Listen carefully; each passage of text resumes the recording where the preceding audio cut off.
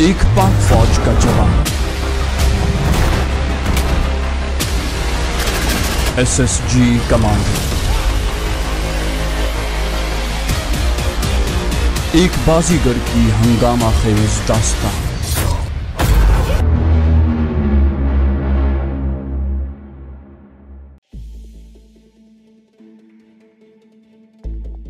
वो एक वसी कमरा था। लकड़ी की बड़ी सी टेबल के पीछे गेंडानुमा शख्स रिवॉल्विंग चेयर पर बैठा था जो सर से गंजा था। उसके चेहरे पर मौजूद लातादाद जख्मों के निशान उसके माजी की अक्कासी कर रहे थे। कमरे की दाएं और सामने वाली दीवार पर बड़ी स्क्रीनों वाले टेलीविजन आवेजा थे जिन पर जुआ खाने के हॉल के मुख्तलिफ मनाजिर दिखाई दे रहे थे। मेरे दिमाग में टेलीविजन स्क्रीनों को देखते ही ये ख्याल गूंजा, इसका मतलब है बगैर बताए जग्गू इस सारे मामले से वाकिफ था। जग्गू दादा ने टेबल के सामने पड़े सोफा सेट की तरफ इशारा करके कहा, बैठो जवान। मैं शुक्रिया करके सोफे पर टिक गया। क्या नाम है तुम्हारा? मैंने मुख्तसर जवाब दिया, जान। वो बोला, तो मिस्टर जान, बात यह है कि तुम अच्छी तरह जान गए होगे कि जोगिंदर हमारे जुआ खाने का अपना बंदा है, इसलिए उसे मैंने वापस भिजवा दिया है। और तुम्हें भी बुलवाने का मकसद इतना है कि मुझे तुम्हारी गेम काफी पसंद आई है और मैं चाहूंगा कि आज के बाद तुम मेरे लिए काम करो। जीती हुई रकम से 40% तुम्हारे होंगे और हारने की सूरत में तुम बरी जिम्मा होगे। उसके साथ तुम्हारी रक्षा की जिम्मेदारी भी मेरी होगी।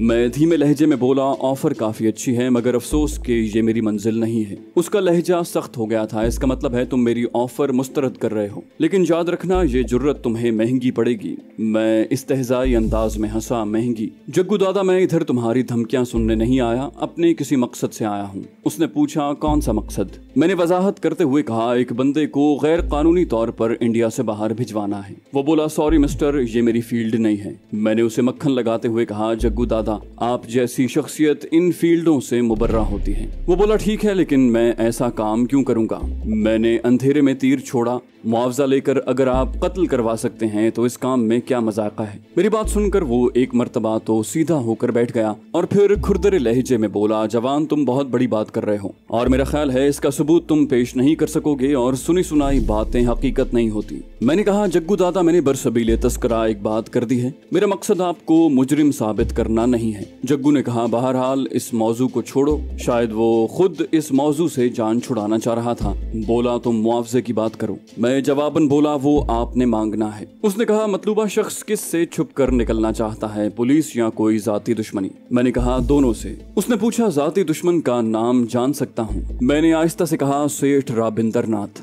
वो कुर्सी से उछल कर खड़ा होते हुए बोला, क्या जवान, तुम्हारा दिमाग खराब है? मैं इत्मीनान से बोला, बिल्कुल। वो चंद लम्हे कड़े तेवरों से मेरी जानिब देखता रहा और फिर गहरी सांस लेकर बोला, सॉरी जवान, राबिंदर नाथ से टक्कर लेना मेरे बस से बाहर है क्योंकि मैं अपनी तबई उम्र तक जीना पसंद करता हूँ। मैंने कहा, जग्गू दादा, आपकी शख्सियत के साथ ये अल्फाज मेल नहीं खाते। वो हतमी लहजे में बोला, तुम जो भी समझो, मैं सेठ राबिंदर नाथ के खिलाफ किसी काम में हाथ नहीं डाल सकता। मैंने कहा, तुम सेठ राबिंदर नाथ से मेरी दुश्मनी की वजह जानने की कोशिश नहीं करोगे? वो बोला, बालक, तुम बहुत कम उम्र होकर बड़ी बड़ी बातें कर रहे हो। सेठ राबिंदर नाथ को कहना कि अगर जग्गू दादा को जांचना भी था तो किसी बाअसर शख्सियत को भेजता। किसी कॉलेज के लौंडे को मैं क्यों कर राबिंदर नाथ का दुश्मन समझ सकता हूँ? और ये भी जान लो कि ताश की गेम और जिंदगी के खेल में बहुत ज्यादा फर्क है। इंसान की सारी चालें धरी की धरी रह जाती हैं। मुझे पता चल गया कि जग्गू दादा मुझे राबिंदर नाथ का भेजा हुआ कोई बंदा समझ रहा है जो उसे आजमाने के लिए आया था। मैंने उसे अपनी पहचान कराने में कबाहत न समझी।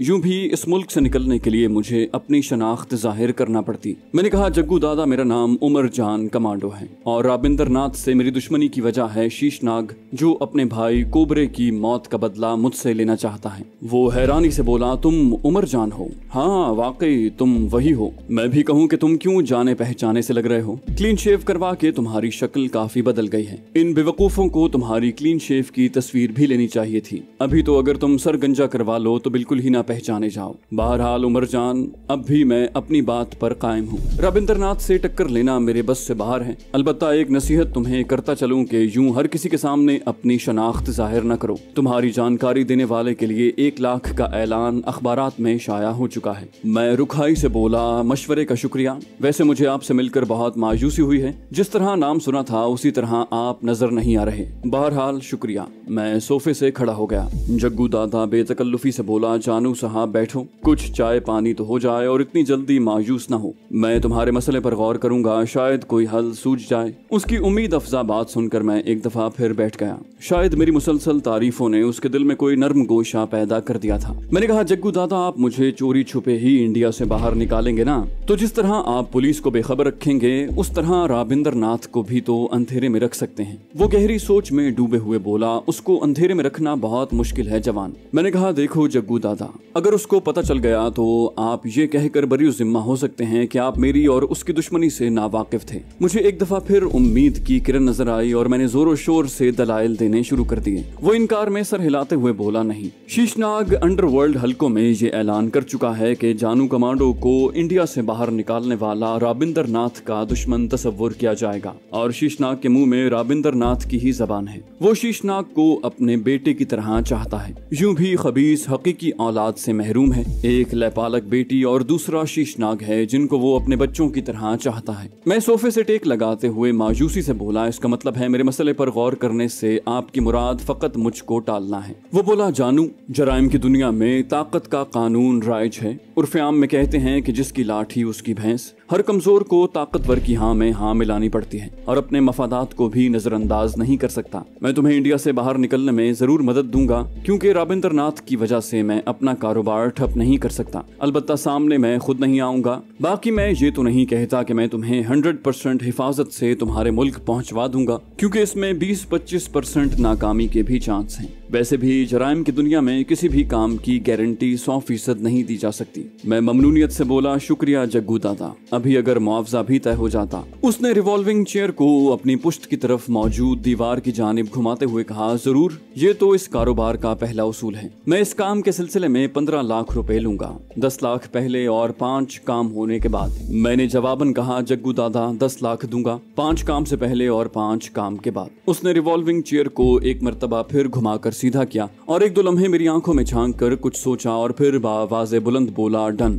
जवाबन मैं एक गहरी सांस लेकर रह गया। उसने पूछा, अभी क्या चलेगा, ठंडा या गर्म? मैंने कहा, सिर्फ चाय, खाना मैं खा के आया हूँ। उसने घंटी बजाकर मुलाजिम को बुलाया और चाय लाने का कहा। मुलाजिम के जाने के बाद जग्गू दादा मुस्कुराता हुआ बोला, वैसे इस जगह चाय कुछ मायूब सी लगती है। मैंने इस बात में सर हिलाया, हाँ ये तो है। वो बोला, जानू साहब, आपको देखकर यकीन नहीं आता कि आप खाली हाथों कोबरे के साथ लड़कर उसे हलाक कर चुके हैं। मैं इनकिसारी से बोला, इस बारे में खुद भी मैं हैरान हूँ। बस कमबख्त की मौत आई हुई थी, वरना लड़ाका तो वो बहुत अच्छा था। वो बोला, ये तो खैर आपकी इनकिसारी है, वरना ऐनी शाहिद दलेर सिंह ने इस लड़ाई का अहवाल तफसील से अखबार वालों के सामने बयान किया है। उसके मुताबिक कोबरा इत्तेफाकी तौर पर हलाक नहीं हुआ, बल्कि उमर जान कमांडो बजा तौर पर कोबरे से अच्छा फाइटर था। तफसील बताते हुए उसने कहा कि इब्तिदा में कोबरे ने जारहाना अंदाज अपनाया, मगर उसके बाद कोबरे की फाइट ज्यादातर दिफाई रही। जानू आखिर तक कोबरे पर हावी रहा और लड़ाई का नतीजा हम सब के सामने है। मैंने कहा, असल में बहुत से ऐसे वाकयात भी मुझसे मंसूब किए जा रहे हैं जिनसे मेरा दूर का कोई वास्ता नहीं। इसी तरह दलेर सिंह ने भी मेरे साथ गुजारे हुए रोजो शब मिर्च मसाला लगाकर अखबार वालों के सामने बयान किए हैं, वरना अगर हकीकत देखी जाए तो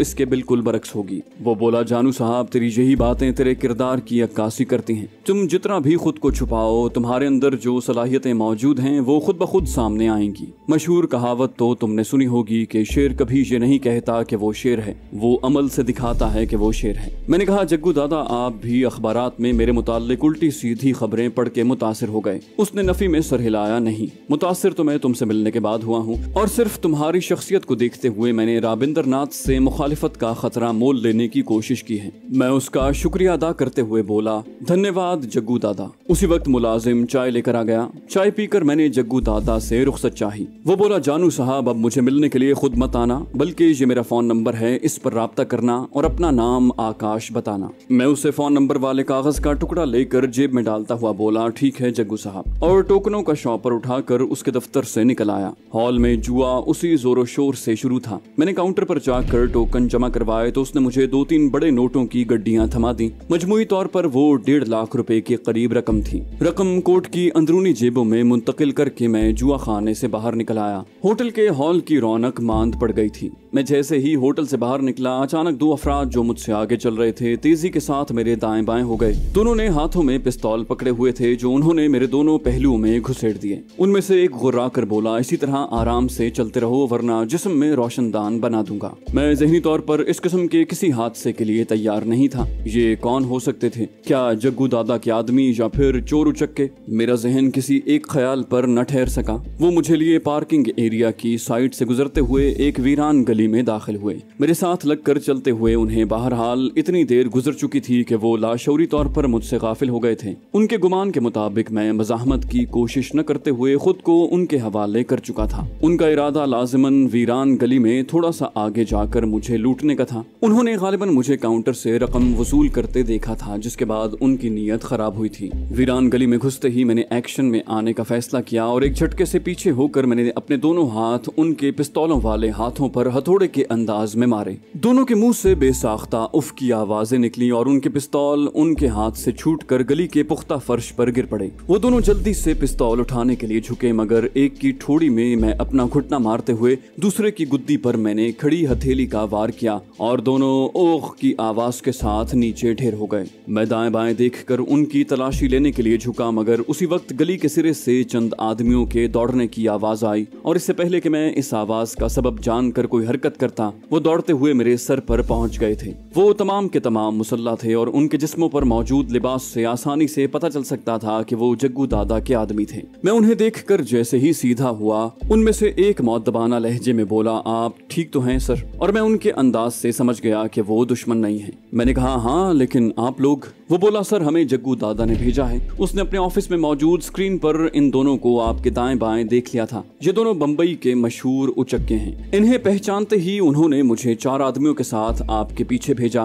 ताकि इनसे आपकी खल्लासी करवा सकें। लेकिन मेरा ख्याल है आपको हमारी मदद की बिल्कुल भी जरूरत नहीं है। आखिरी फिक्रा उसने मुस्कुरा कर अदा किया था। उसकी बात सुनकर मेरे सर से एक बहुत बड़ा बोझ हट गया। मैंने कहा, मेरी तरफ से जग्गू दादा का शुक्रिया अदा करना और इन नमूनों को भी संभाल लो। मैं चला। वो बोला, अगर सर मैं कता कलामी करते हुए बोला, नो थैंक्स, मैं चला जाऊंगा। और वो सर हिलाते हुए उन पर झुक गए, जबकि मैं गली से निकलकर रोड पर आ गया।